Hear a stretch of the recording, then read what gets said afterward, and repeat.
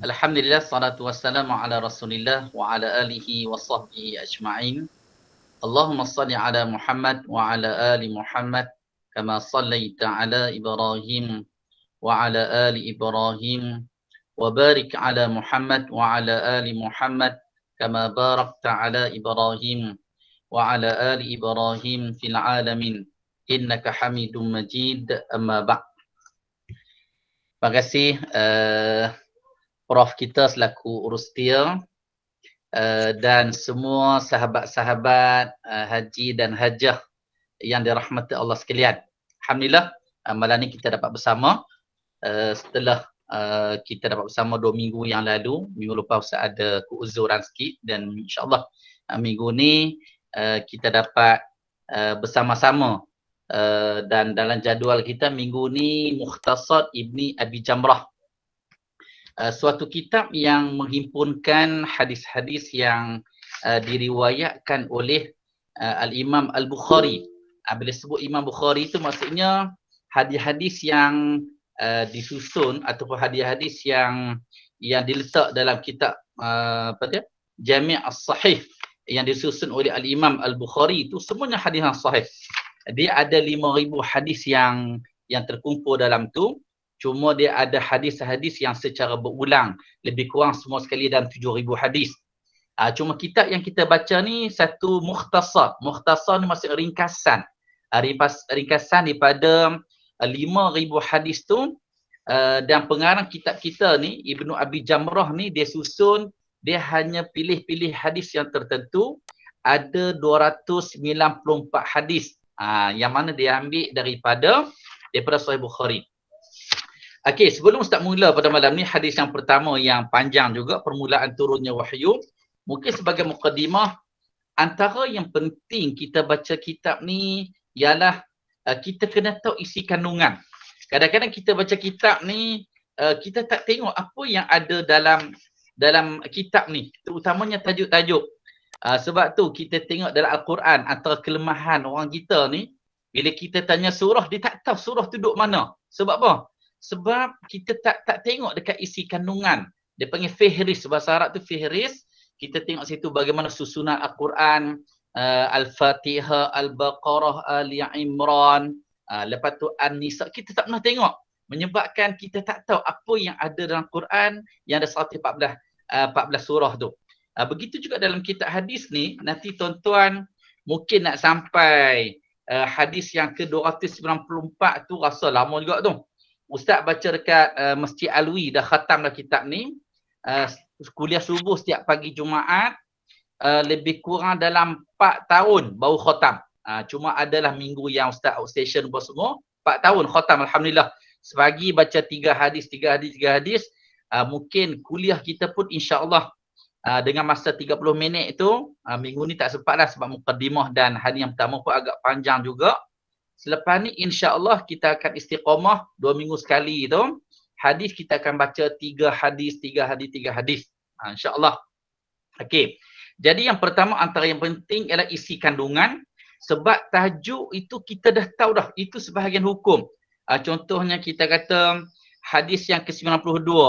Jualan emas dengan emas. Perak dengan perak. Ni pasal apa ni? Ni pasal riba.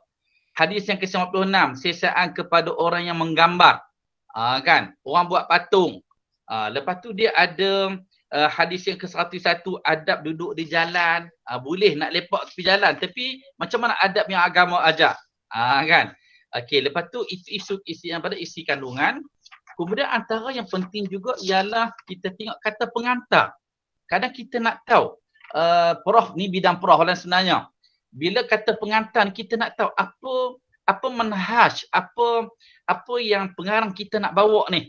Sebab kitab kita ni, dia diterjemah oleh Mustafa Abdul Rahman, seorang tokoh dalam bidang hadis Nusantara, orang Penang. Sebab tu nanti kita akan tengok ada terjemahan tu memang cakap utara betul ya. Dia tak sebut azan, dia sebut bang. Bang tu dia sebut. Jadi terjemahan tu terjemahan Penang. Sebab tu kita kena tahu latar belakang dia. Jadi kata pengantar ni biasanya penterjemah ataupun orang yang cetak kali kedua, kali ketiga tu.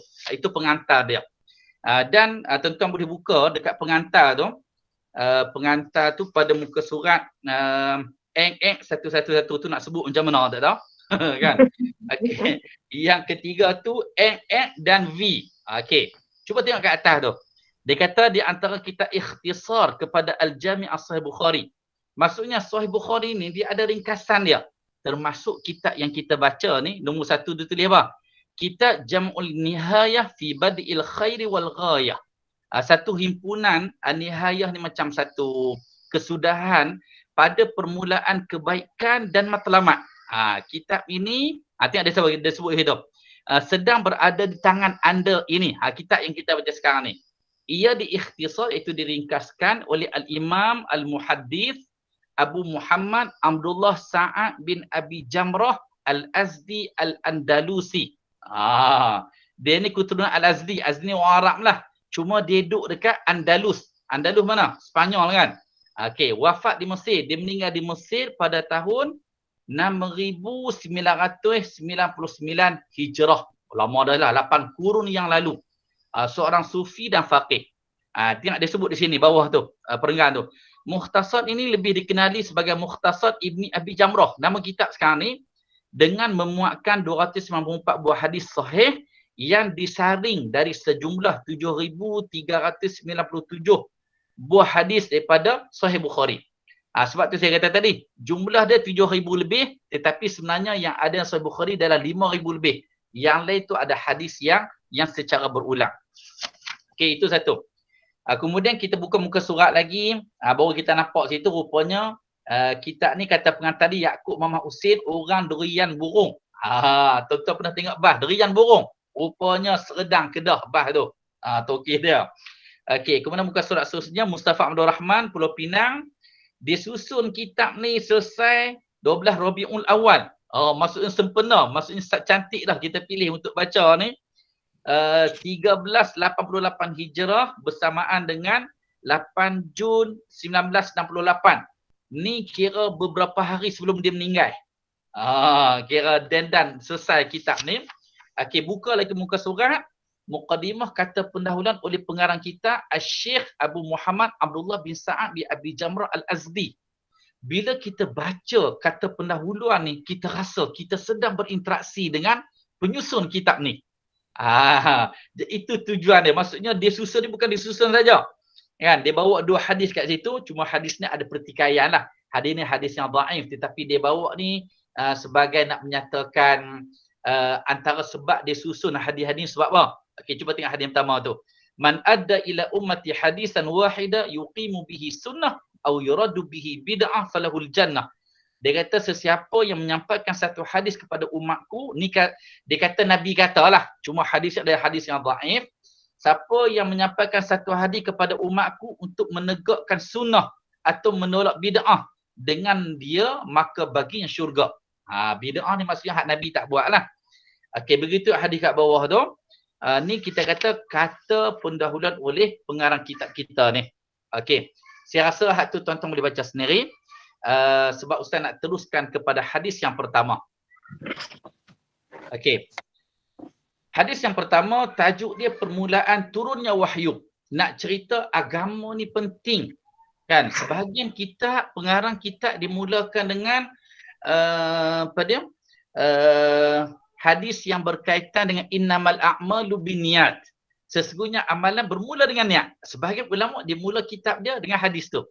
Tetapi pengarang kitab kita ni dia mulakan hadis permulaan turunnya wahyu. Nak cerita agama ini mesti berdasarkan wahyu. Sebab akhir zaman ni masing-masing nak memperjuangkan agama ni dibawa sandaran yang pelbagai. Hak ni bawa Quran hadis, hak ni kata-kata ulama, hak ni kata-kata mazhab, hak ni kata habib ni, hak ni kata tok guru ni. Sampaikan kita pun pening. Ustaz hak mana hak betul ustaz? Kita pun pening. Kan kita pun pening. Last sekali orang yang berpengajian tinggi pun masih tersalah langkah apabila tidak mengenali mana sumber yang pertama dan mana sumber yang kedua. Okey, kita mula. Qala al-muallif rahimahullah wa nafa'ana bi ulumihi fid darain amin. Saya ambil permulaan ni dulu saya belajar kat Pondok Kelantan dulu, tok guru pondok mula macam nilah. Qala al-muallif rahimahullah. telah berkata pengarang kitab ni rahimahullah, semoga Allah merahmati dia. Wa nafa'ana bi ulumihi, mudah-mudahan kita dapat manfaat dengan ilmu dia. Wa nafa'ana bi ulumihi fid daraini, pada darain, dua tempat kita, iaitu dunia dan akhirat. Mudah-mudahan ilmu ni ada keberkatan untuk kita. An Aisyah Ummul Mukminin radhiyallahu anha annaha qalat awwalu ma budi'a bihi Rasulullah sallallahu alaihi wasallam min al-wahyi ar-ru'ya as-salihah fi an-nawm. فكان لا يرى رؤيا إلا جاءت مثل فلق الصبح ثم حبب إليه الخلاء وكان يخلو بغار حراء فيتحنث فيه وهو تعبد الليالي ذوات العدد قبل أن ينزع إلى أهله ويتزود لذلك ثم يرجع إلى خديجة فيتزود لمثلها حتى جاءه الحق وهو في غار حراء فجاءه الملك فقال اقرأ قال ما أنا بقارئ قال فأخذني فغطني حتى بلغ مني الجهد ثم أرسلني فقال اقرأ قلت ما أنا بقارئ فأخذني فغطني الثانية حتى بلغ مني الجهد ثم أرسلني فقال اقرأ فقلت ما أنا بقارئ فأخذني فغطني الثالثة ثم أرسلني فقال اقرأ باسم ربك الذي خلق الإنسان من علق اقرأ وربك الأكرم. Okey, Ustaz pecah kat situ. Jadi hadis ni panjang juga, jadi Ustaz buat 3 bahagian. Jadi bahagian pertama ni kita tengok terjemahan dulu. Hadis ni daripada Aisyah Ummul Mukminin. Apa maksud Ummul Mukminin? Ummu tu mak, mukminin tu orang beriman. Maksudnya mak kepada orang beriman. Kira mak orang beriman, maksudnya orang beriman tak boleh kahwin lah. Kira Rasulullah selepas Rasulullah wafat tu, mana-mana janda Rasulullah sallallahu alaihi wasallam digelar sebagai Ummul Mukminin, ibu kepada orang beriman. Bila ibu nak kahwin, macam mana dengan mak? Kan? Okey, dikhabarkan bahawasanya ia telah berkata, permulaan wahyu yang dimulakan dengan dia kepada Rasulullah sallallahu alaihi wasallam ialah mimpi yang benar di dalam tidur. Maka tiadalah junjungan bermimpi satu mimpi, melainkan datanglah mimpi itu seperti cahaya subuh. Kemudian disukakan kepadanya untuk berkhalwat, yakni berasingan diri, dan adalah junjungan berkhalwat di Gua Hira, lalu beribadah di dalamnya, iaitu beribadah di dalam masa beberapa malam yang berbilang-bilangan sebelum kembali kepada ahlinya dan berkekalan untuk yang demikian. Kemudian junjungan kembali kepada Khadijah dan berkekalan sama seumpama itu jua hingga datanglah kepadanya kebenaran, sedangkan baginda berada di dalam Gua Hira, maka datang kepadanya malaikat. Lalu ia berkata, bacalah. Berkata junjungan, tiada aku pandai membaca. Bercerita junjungan, kemudian ia mengambil akan daku, maka dipeluk kuat-kuat hingga terasa kepada aku kesungguhannya. Kemudian dilepaskan aku. Lalu ia berkata, bacalah. Maka berkata aku, tiada aku pandai membaca. Kemudian diambilnya aku, lalu dipeluknya ketat-ketat kali yang kedua, hingga terasa kepada aku kepayahan. Kemudian itu dilepaskan aku dan ia berkata, bacalah. Maka berkata aku, tiada aku pandai membaca. Setelah itu mengambil dia akan daku buat kali yang ketiganya. Lalu dipeluknya sungguh-sungguh sehingga aku terasa eratnya. Kemudian dilepaskan aku, maka ia berkata, bacalah dengan nama Tuhan engkau yang menjadikan manusia daripada darah. Bacalah demi Tuhan engkau yang mulia. Okey. Ni Ustaz sebut kira hak yang pertama Ustaz ni, kita buat 3 bahagian. Jadi bahagian pertama ni kita dah boleh faham dah. Baru ni siapa-siapa yang naik Gua Hira baru ni Ustaz dah cerita dah secara ringkas. Cerita bila sebut Gua Hira, dulu kita pun tak terbayang dulu kan. Jadi siapa yang pergi malam tu, siapa yang pergi sebelum ni, mungkin dia terasa dah.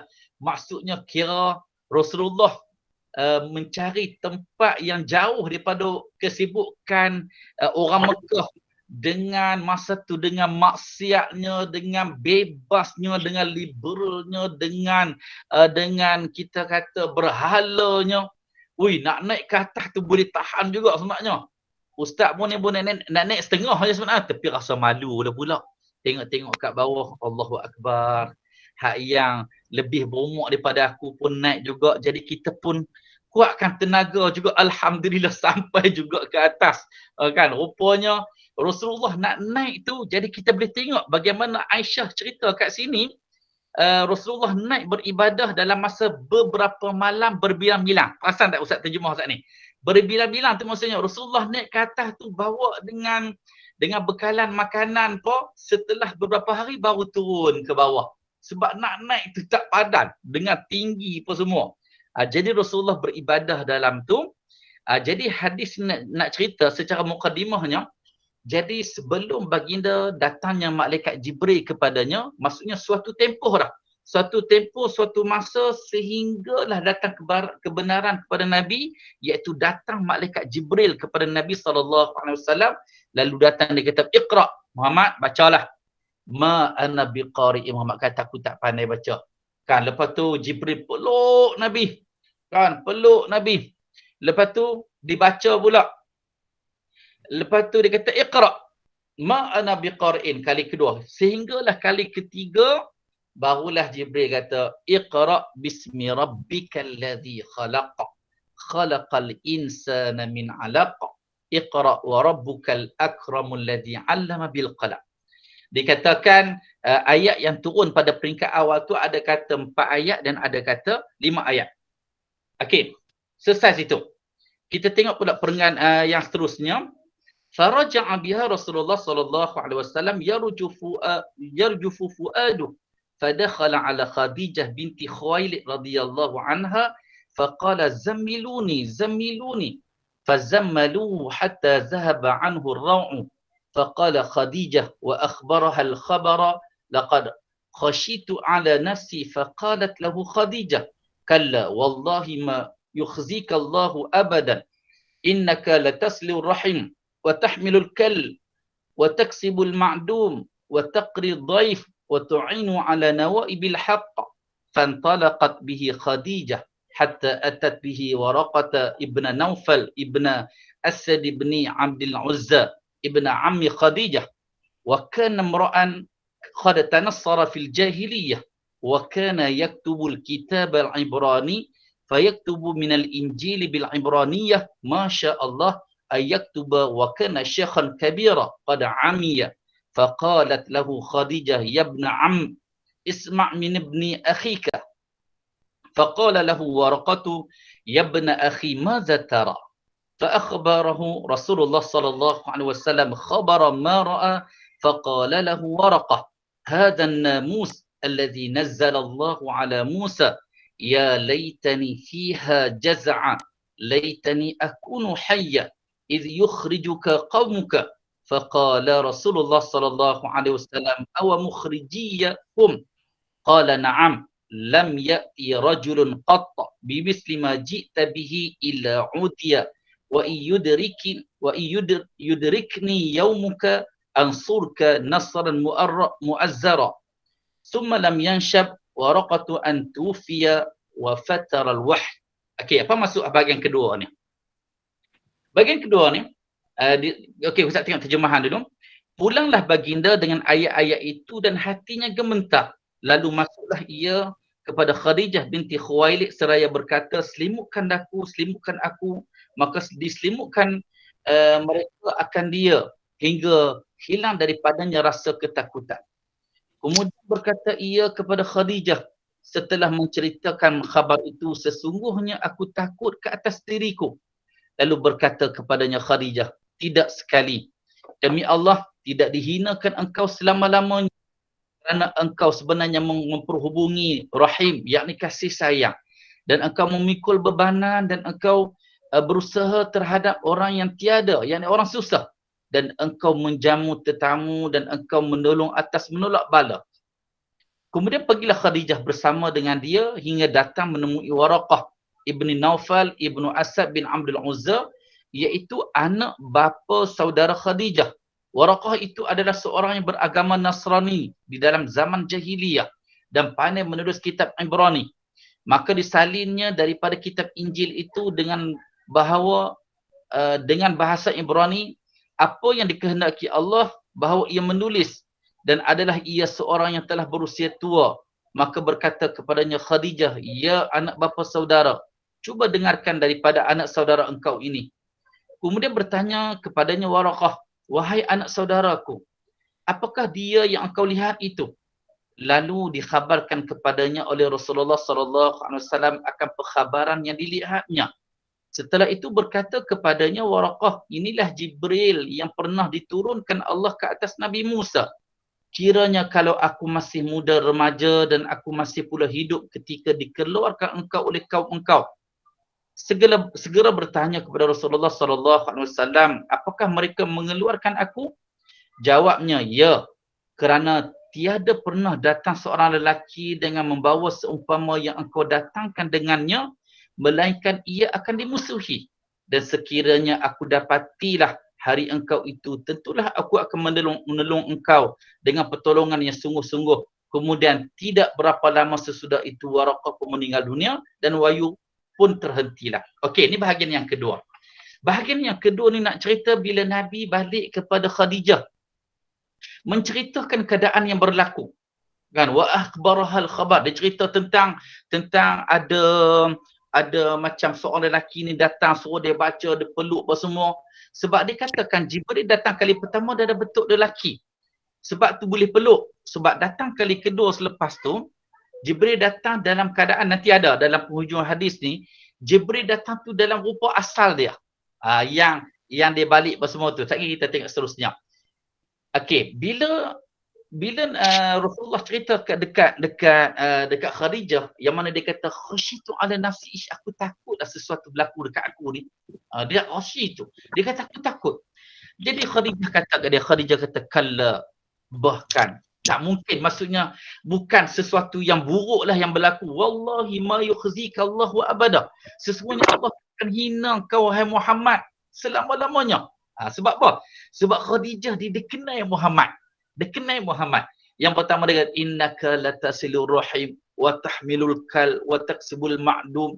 Maksudnya Khadijah cerita sifat yang ada pada Muhammad ni, dia ni orang baik. Dia menghubungkan hubungan silaturahim, dia sentiasa tolong orang susah, lepas tu dia layan tetamu dengan elok. Jadi dia nampak macam sentiasa perjuangkan kebenaran. Sesuatu yang Khadijah tengok Nabi ni, dia kata Nabi ni bukan orang biasa. Sebab itulah fantalaqa, lalu Khadijah ni dia bawa Muhammad ni hatta atat bi Waraqah, pergi jumpa seorang lelaki yang bernama Waraqah. Waraqah ni asalnya dia duduk Mekah. Tetapi dia tak tahan dengan orang Mekah duk semua berhala, minum marak, seks bebas apa semua ni. Dia bawa diri dia untuk pergi ke Syam. Semasa di Syam tu dia masuk agama Kristian. Agama Kristian.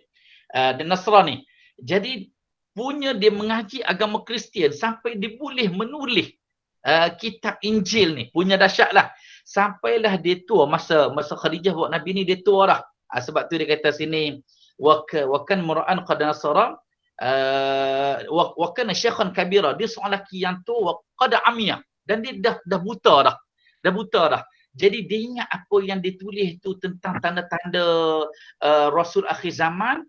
Jadi bila Khadijah tanya tu, jadi kalau tengok cara hubung kait dengan Khadijah ni macam Waraqah ni kira macam sepupu lah. Sebab anak kepada bapa saudara ni, pak saudara kita ada anak.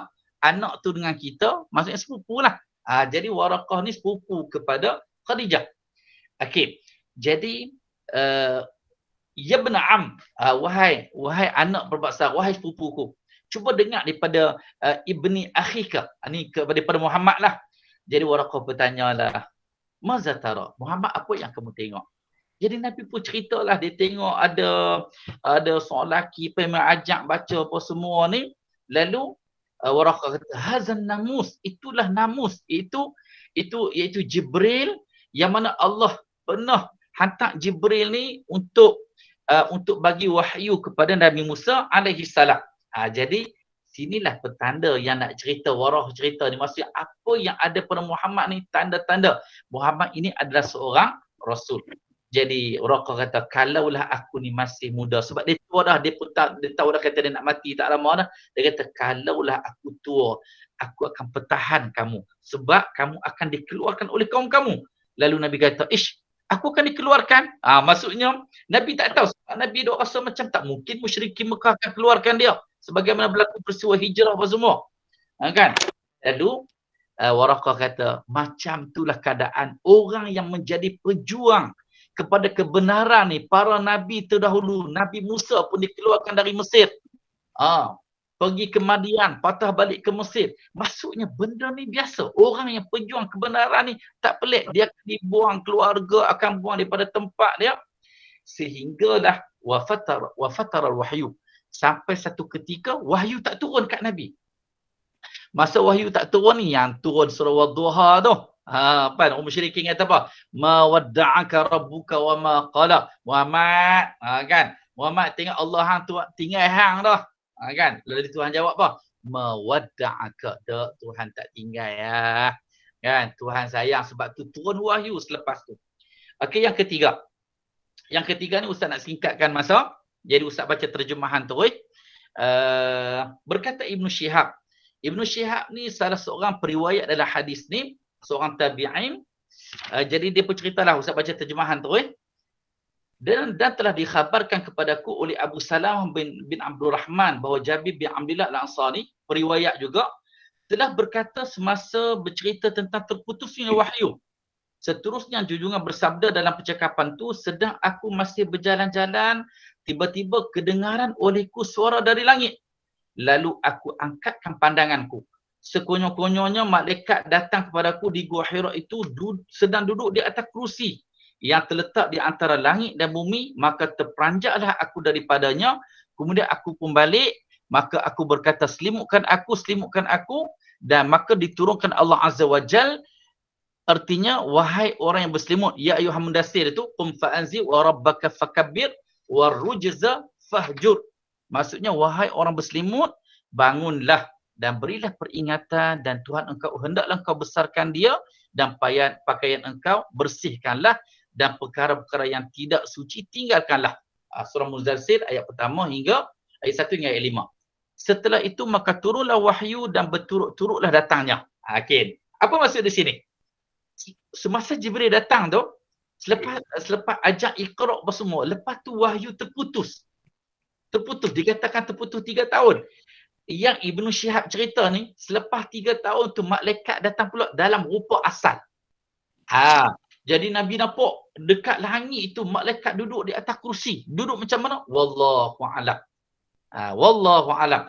Kira duduk di atas kursi dekat atas langit itu, terletak di antara langit dan bumi. Jadi terperanjat dan Nabi pun balik. Nabi kata pada dekat Khadijah, Zammiluni. Turunlah ayat ya ayyuhal mudaththir. Ayat ini turun selepas 3 tahun tidak turun wahyu. Lepas tu turunlah wahyu dan berturut-turut datang wahyu. Okey, Ustaz ada berapa minit lagi? Ustaz nak simpulkan daripada cerita yang hadis yang pertama yang kita baca ni. Yang pertama, ini penting sebagai asas agama kita. Macam Ustaz sebut sebelum ni. Kalau semua satu dunia ni, semua ikut Nabi SAW, kita tak akan berselisih satu pun bab sunnah. Cuma kita mungkin berbeza sebagaimana 4 mazhab berbeza dari sudut pengamalan fiqh sebab ada 2-3 hadis yang berbeza. Tetapi secara asas yang ada sunnah kita semua akan sama. Tetapi sebab berbeza, yakinlah. Yang berbeza itu bukan hak ikut sunnah. Tetapi yang berbeza itu orang hak tak ikut sunnah. Okey, ini asas dia. Okey, jadi Ustaz nak simpulkan di sini ialah yang pertama, ilmu agama mesti berdasarkan wahyu. Bila sebut wahyu, okey. Boleh tengok muka surat yang kelima. Okey, tuan-tuan boleh buka muka surat kelima. Asal sama kot ni cetakkan kita kan. Okey, muka surat kelima kat bawah sekali itu erti wahyu menurut bahasa, memberitahu dengan tersembunyi. Itu bahasa Arab. Tetapi menurut syarak, okey, bila sebut wahyu, okey, apa yang kita faham wahyu ni? Maksudnya ialah perkara-perkara yang disampaikan oleh Allah kepada nabi-nabi dan rasul-rasulnya dengan jalan-jalan yang berlainan. Ada yang melalui mimpi, ada yang datang merupai malaikat Jibril, nombor 2. Yang ketiga macam malaikat Jibril dengan rupa tertentu. Okey, yang keempat, malaikat akan campak risalah tu masuk dalam jantung hati terus. Itu tak payah ni kuasa Allah. Malaikat datang masuk dalam jantung hati terus. Tiba-tiba rasa macam betul ilham. Kalau kita rasa ilham lah. Kalau Nabi, itu dia panggil wahyu. Okey, yang kelima, suara malaikat tu dalam bentuk macam bunyi suara loceng. Sahabat kata, ish, bunyi suara loceng mana tahu? Kan? Nabi kata, tak saat malaikat Jibril datang bawa wahyu. Kan bunyi macam loceng. Okey, yang keenam diperdengarkan kepada Nabi daripada Allah kalamnya, maksudnya tiada huruf. Hak ni macam Nabi Musa dapat secara direct daripada Tuhan di Bukit Tur Sina. Begitu juga Nabi dapat secara direct daripada Allah ketika peristiwa Isra' dan Mi'raj. Itu semua tu dipanggil sebagai wahyu. Bila wahyu, yang teori itu Al-Quran, yang praktikal itu disebut sebagai sunnah Nabi SAW. Okey. Kemudian, dalam Al-Quran Allah sebut, dalam surah Al-Hajj ayat 7. Tuhan kata apa? Wa ma atakumur rasulu fakhuzuhu wa ma nahakum anhu fantahu. Apa yang Rasul bawa kepada kamu, hendaklah kamu ambil. Dan apa yang Rasul larang, maka kamu tinggalkan. Agama ni mudah je. Agama ni Tuhan sebut, hak mana Rasul bawa kepada kita, kita ambil. Hak Rasulullah larang, kita tinggalkan. Mudah agama. Kan? Yang hak kita duk nampak complicated, nampak macam susah tu, sebab orang suka berbeza. Orang suka rare. Dia rasa rare tu bila beza dengan Nabi tu, hak tu paling kemah. Kan? Kalau kita ajak tentang sunnah, dia akan tanya, ada lagi tak hak yang tak sunnah punya? Allahu Akbar. Hak sunnah pun kita tak dah nak amal, duk cari hak tak sunnah kan? Jadi, okey, Ustaz nak simpulkan yang terakhir. Kitab kita ini menghimpunkan semua hadis yang sahih. Apa makna sahih sebenarnya? Kan? Sebab akhir zaman ni, masing-masing bawa, orang Syiah bawa hadis dia. Geng tarikat sesat pun bawa hadis dia juga. Bahkan setengah tu dia kata apa? Kami siap mimpi jumpa Nabi. Nabi siap mai jumpa depan lagi. Tu dia dahsyat sungguh. Kan? Kita kata zaman Nabi wafat, kalau Nabi datang, sahabat takkan bergaduh untuk tentukan siapa khalifah. Faham maksud Ustaz? Kan? Zaman nak lantik Abu Bakar tu, kalaulah Nabi boleh cerita, kan Nabi dah wafat dah, Nabi kata pilih Abu Bakar lah. Ataupun Abu Bakar, tapi Abu Bakar sebelum dia wafat, dia calon siap-siap dah Umar. Jadi tak timbul masalah. Tetapi bila wafat Umar, tak tahu nak calon siapa ni. Osman ke Ali? Bergaduh. Apa Syiah kata Ali ya? Kan? Sebab apa? Kalau Nabi boleh bangun semula masa tu, patut itulah penyelesaian yang pertama. Kan? Jadi pelik. Kadang-kadang hak sebahagian orang boleh kaitkan ni hadis semua. Okey, kita kena tahu. Hadis sahih ada 5. Tuan-tuan boleh Google ya. Kalau Google hadis sahih, antara yang keluar dalam Google tu ialah pejabat mufti wilayah Persekutuan. Dia ada Al-Irsyad Jabatan Mufti tu. Tuan-tuan boleh baca kat situ. Sebab tu Google pun kadang bahaya juga. Kita kena cari Jabatan Mufti yang kita kata yang diiktiraf lah. Okey. Dia ada 5 perkara. Dia panggil yang pertama al-hadisu muttasil binaqlil adli ad-dhabit amnislihi min awalis sana ila akhirnya min ghairi syuzuz wala illah. Okey. Yang pertama, hadis sahih mesti bersambung sanad. Ibarat macam inilah. Ustaz meriwayatkan satu cerita daripada Tok Wan. Kan? Ustaz ambil daripada ayah Ustaz. Ayah Ustaz ambil daripada Tok Wan. Bersambung.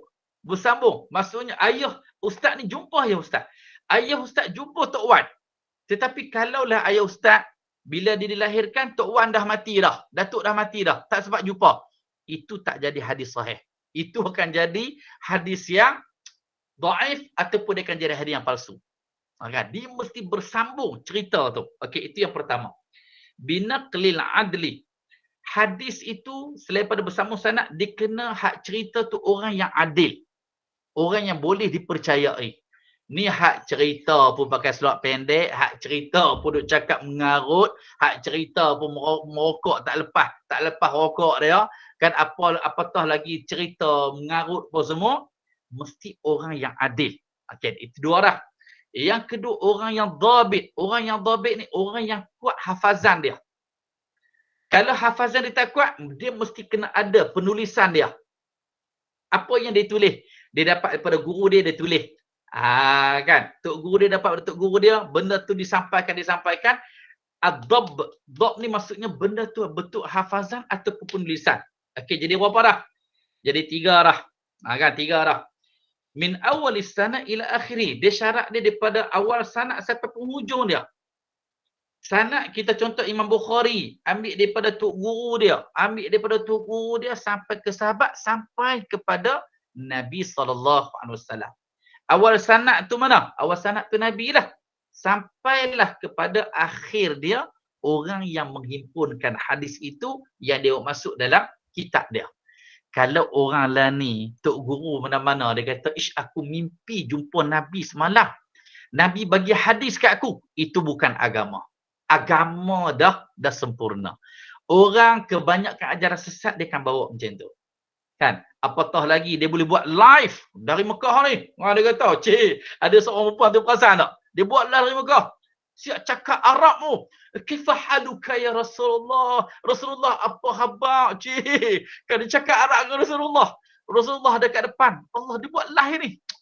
Hai, saya pening sungguhlah. Kan ada orang punya mengarut sampai tahap macam tu. Okey. Jadi yang pertama bersambung sanad daripada orang yang adil, orang yang kuat hafazan ataupun penulisan dia, sanad mesti bersambung daripada awal sampai ke hujung. Yang keempat, min ghairi syuzud. Tidak ada benda yang pelik. Kadang hadis ni buat ibadat sikit je, pahala melampau. Semayang tarawih pada malam ketiga sama pahala seperti sekalian para nabi. Ish, dahsyat sangat. Dahsyat sangat pahala dia. Jadi pelik itu, kita boleh tengok sesuatu yang pelik, kita kena, bukan kita sendiri yang semak, kita kena tanya pakar-pakar dia. Kan? Orang yang berada dalam bidang hadis. Syuzuz ni dipanggil penyakit ataupun sesuatu yang pelik. Ailah itu penyakit. Maka penyakit ni dari sudut sanad dia. Orang yang riwayat hadis tu orang yang lemah. Orang yang riwayat hadis tu tak berjumpa dengan tok guru dia. Orang yang meriwayatkan hadis tu waktu tua dia lupa. Kan? Dia riwayat daripada ulama Basrah, tetapi Basrah dia tak pernah pergi. Kan? Jadi semua tu dia masuk pelik dengan penyakit. Jadi hadis yang sahih ni dia tak ada yang pelik dan dia tidak ada penyakit. Ada 5 syarat tu baru jadi sahih. Lepas tu dia adalah hasan, dia ada dhaif, dia ada palsu, apa semua tu. Hak tu kita kena belajarlah. Cuma nasib baik kita belajar kitab hadis ni, semua yang terkumpul dalam hadis ni adalah hadis yang sahih. Wallahu alam. Ustaz rasa cukup dulu pada malam ni. Tu pun terlajak 8 minit dah sebab malam ni sebab ada muqaddimah tu dan hadis pada malam ni pun agak panjang sikit. Dan soalan-soalan pun mungkin tuan-tuan boleh direct tanya, hantar ke WhatsApp Ustaz tu mungkin kalau kata nak kongsi, Prof nanti mungkin boleh buat satu Google Form, masuk dalam grup tu, siapa nak tanya soalan dia tanya dalam tu. Hantar dalam tu, nanti Ustaz boleh kongsilah siapa yang tanya soalan, Ustaz akan masuk dalam grup tu. Grup tu grup admin saja grup tu. Kan? Jadi hak grup sembang dalam grup Az-Zuhra kan. Okey tuan-tuan. Ustaz rasa sekadar tu sahaja. Okey, minta maaf atas kekurangan daripada apa yang Ustaz sampaikan. Memang nampak macam pack sikit kan. Kalau kita ikut kuliah rasa macam nak menapah, rasa macam tak menapah. Kan? Tapi sebenarnya tak apalah, dengan masa yang singkat ni insya-Allah ada manfaat. Harap semua ada kitab belaka boleh catat apa yang Ustaz sampaikan, dan insya-Allah sebagaimana Ustaz sebut pada mukadimah tadi, cuba kita baca tajuk tu, tak boleh habis pun, kebanyakan tajuk tu kita baca siap-siap. Kan? Ustaz nak bincang hadis yang kedua 2 minggu lagi contohnya, baca siap-siap. Kan? Sebab Ustaz hurai tu Ustaz takkan baca semua. Ustaz hanya ambil poin-poin tertentu sahaja. Okey tuan-tuan, Ustaz rasa sekadar tu sahaja. Kita tangguh kuliah kita pada malam ini dengan tasbih kafarah. Subhanakallahumma bihamdik, asyhadu an la ilaha illa anta, astaghfiruka wa atubu ilaik. Assalamualaikum warahmatullahi wabarakatuh.